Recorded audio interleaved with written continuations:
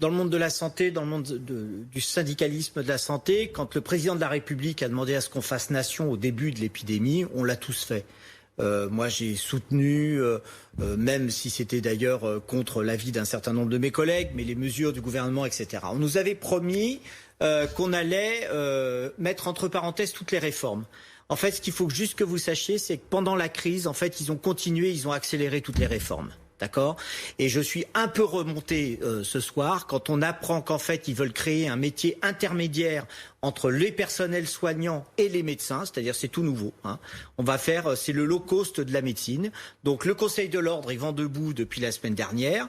Et ce qui veut dire que pendant qu'ils nous jouaient le jeu de dire il faut faire nation et l'unité et qu'on soutienne leurs mesures, ils avançaient sur l'ultralibéralisme de la santé. Pendant ce temps-là, ils ont continué à fermer des hôpitaux et quand on leur dit que la situation est grave et qu'il faut réouvrir notamment des lits de réanimation et arrêter les fermetures d'hôpitaux... Ce qu'ils ont fait en partie ?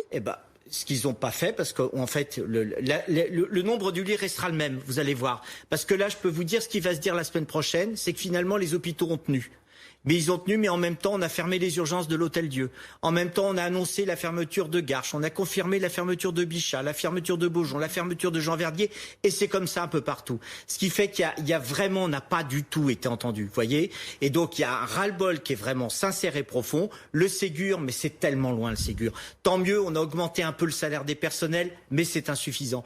Mais là, la petite musique qui consiste à dire on va être maintenant les enfants sages, pendant qu'on a fait les enfants sages et qu'on a essayé de faire nation et unité, ils nous ont joué une toute autre musique, d'accord, notamment Olivier Véran, il a joué une toute autre musique qui est de continuer la casse du service public et des hôpitaux publics. Et ça, c'est absolument scandaleux. Vous voyez, les professions intermédiaires que l'Assemblée veut créer et qui est dans le projet de loi de sécurité sociale, ils ont avancé, que le Conseil de l'Ordre dénonce le truc et se retire de la table, c'est pour vous montrer l'enjeu.